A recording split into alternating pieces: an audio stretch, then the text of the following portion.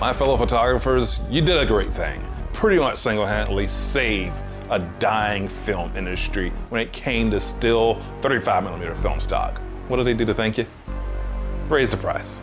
But luckily, there's plugins like I'm talking about today from Dehancer, which makes your digital photos look a lot like film. And this video might feel a little bit familiar. That's because I already did one about the video side and using that in DaVinci Resolve. Today, we're gonna hop into Lightroom. Here at the computer that's working inside of Lightroom is first to make sure that you get a good base of a photo to work on, just like you would when moving a photo to any other plugin or app like Photoshop. You'll notice with this photo of Mackie Pack here that this already has an S-curve to it, which is so fundamental about getting a filmic look with digital photos without needing a plugin like Dehancer. But don't worry, we will talk about Dehancer in this Dehancer video. Also want to point out how the highlights are not overly blown out. Well, maybe just a little bit there, but that part doesn't matter. In the sky, it's not overly blown out. Basically, all things that happen here in the tone curve that emulates film. So this is the base that we're starting off with. Let's move over into the Dehancer plugin itself, which to get there, all you have to do is come up to Photo, Edit in Dehancer Lightroom. Inside of Dehancer plugin screen, look at this right here, Original. So technically speaking, you don't have to add any of the film stocks over to the left inside of Dehancer. You can just go ahead and put just straight up film grain if that's all you want it to do. And we just blow this really out of proportion so that it shows up online if you're on a small screen.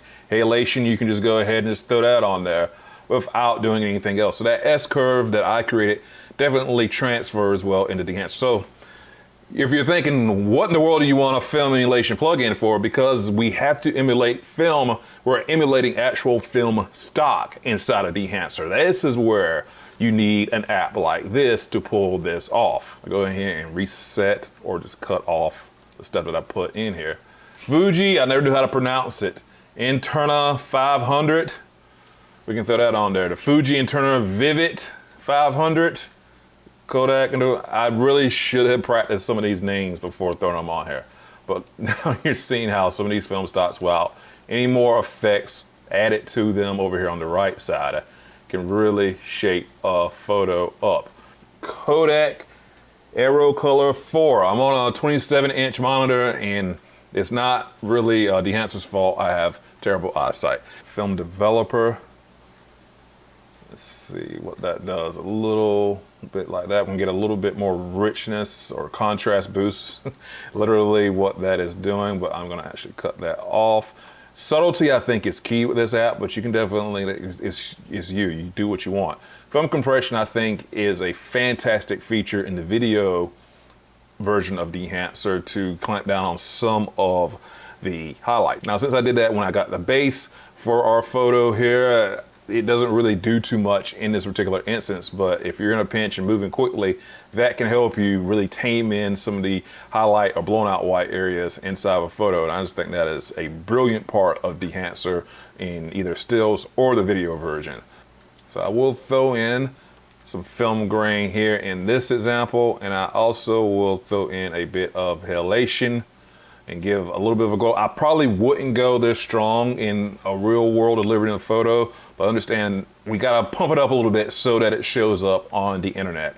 I can't overstate that. Bloom, will I even see any bloom here? I'm not too sure. Mask mode, show me where that bloom is. Yeah, I don't think this is a photo that's gonna bring out much in the way of bloom. Vignette, I'm always a fan of that. Going left to right. Whoa, we went a little far actually. Let's see, how's the size of this work? How's the feather work? And of course we can go the other way and it should get brighter, yes. Now Dehancer isn't known for being the smoothest operating thing on any device. You can check out, again, my video review of Dehancer's plugin in the tablet phone version, left a little bit to be desired. But you can definitely work with this. It's not the snappiest or the quickest here in Lightroom, but it is not at all a deal breaker, and it's not gonna slow your day down. So this is our photo. I'm gonna put some more stuff back on the screen here, and I'm gonna come over here. Now I want you to check something out here. I've got a bunch of presets from people who I guess we would consider competition in this space, that would be Vesco. I say it slowly because I think I've heard it pronounced 4 different ways. I've heard it said VSCO, Visco, Vesco. I've had some of their presets. And remember when I talked about wanting to emulate specific stocks? They have a lot of AGFA film stock that I was a big fan of using because it was cheaper than Fuji back in the day and Kodak. But you know, one weird thing that you can do, even though that you have the Dehancer's film emulation on here, you can come back actually and put on, say, whatever from AGFA and have more film emulation on here and create this weird thing that does a combination of stocks. Purists are losing their mind, except for the purists who know that what you would do is maybe shoot film, reverse the film, do some weird stuff to get certain looks. This is just kind of another way of doing that, just digitally. This right here is giving like a defocus look, like you might not have had the sharpest lens in the world on the camera, which was really feeling like something I had because I definitely had cheaper lenses, and you know, hell, I still do as far as that goes.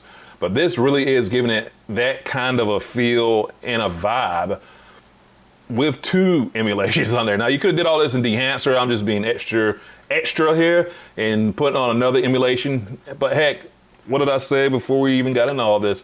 We had a pretty solid base. If I can find the photo. Yeah, here it is. We had a pretty solid base before we even got into Dehancer. So I know I'm here reviewing Dehancer Filmulation. I think it is fantastic, but understand there are ways to pull this stuff off before you even get to the plugin stage. And split toning, going in, desaturating certain colors like some film stocks would do, blowing up certain colors, adding more saturation, taking away, all that stuff. All these settings over here, presets from photographers, people like me, on this side right here, you can pull so much of this stuff off. I want you to know what in the world the apps are doing to your photos to pull some of these things off. Dehancer's spent a lot of time on specific color science of film emulation to literally emulate the film. Just keep in mind, it's just an emulation. It's never going to be 100% accurate. And when you do so many adjustments for a particular image, that would be nearly impossible to say it would definitely go 1-to-1 with how the original film stock would have did. Now I want you to check something else out with me. We'll take this photo of my buddy Eric's wedding. Black and white photo, okay? Understand that black and white photos can take just as much work, time we'll go into those, working and editing those as a color photo. But I wouldn't say this is that filmic. It's grainy, it's more of a white digital noise because that's what it is. It was an issue with a 16-year-old Nikon D80, but that's not exactly what we're going for here with film emulation. And I bring this up only to tell you that there's a little bit more to it than just throwing grain or white noise grain into a photo to get a filmic look. For black and white in particular, I want to look at shadows. I want to look at shapes. I want to look at texture inside of the photo, and I don't want to get into semantics of which texture I'm talking about, but yeah, I guess film grain would be considered texture too, but let's keep moving right here. I got another example.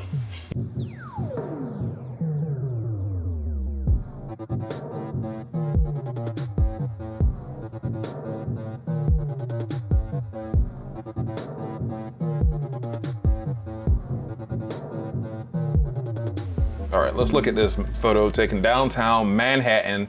I'm gonna auto straighten it up. This photo is gonna drive you crazy trying to make sure that you got it straight and lined up. Trust me, I looked at it for a very long time. I got the camera in my face, I'm looking all around and I can barely see. So I get really passionate about film emulation because forever I wanted to know just how in the world do you pull off that film look? And I knew it went way deeper than just saying, hey, let's just get some grain on here. Okay, black and white look right here. I'm gonna go with, I think this feels better in this style black and white. What was I saying? Shadow, there's shapes going on here. Shapes down here, if I could zoom in a little bit. No, I can't really. Shapes here. The grain adds some texture, but there's already sort of these different patterns, and you can consider those textures happening inside of the buildings. That, to me, is one of the things that can make a fantastic black and white photo, and you get it really, really easy, one click, and you can do your whole, let's see, my film compression things. Let me bring down these brighter spots a little bit. Of course, got the grain. What else? What else? Do we have anything else in here? I can jack that up some. This photo is one of my favorites. I actually almost deleted this photo off of my hard drive until like I went through the third or fourth time. I was like, wait a minute, this is not totally terrible. Here's our before, here's our after of working with black and white photos with the Dehancer plugin. Dehancer is a pricey plugin in very specific situations, and very specific people might be wanting to fork up and use a plugin like Dehancer. Is it worth it? That is going to be totally down to the end user. I know that's a little bit of a cop out in a review. I think that it's worth it, but I'm also kind of a film analog, but various setting of modern digital camera geek slash nerd. So it's a little bit of a unique situation, which is which feeds into my whole point. It's going to depend on the person if they're going to get anything out of this. But I just want you to know, if you've hung out this far, thank you. Hit that subscribe button. But I just want you to know you can get very filmic type looks on your own by understanding your S-curve and sliders. But this just gets you closer to certain film types and certain emulations of certain film types. Emulation is the word. You want it to be film, shoot on film. But I know the price is what it is nowadays. But we can get very, very close with emulating with a plugin like Dehancer. All right, that's a lot, really passionate. So if you like this video, hit that like button, subscribe, and never miss a shot from YeagerShots.com. And remember, check out our video review. And if you see anything over at Dehancer.com that you like, use my code for 10% off. And tell them Yeager sent you.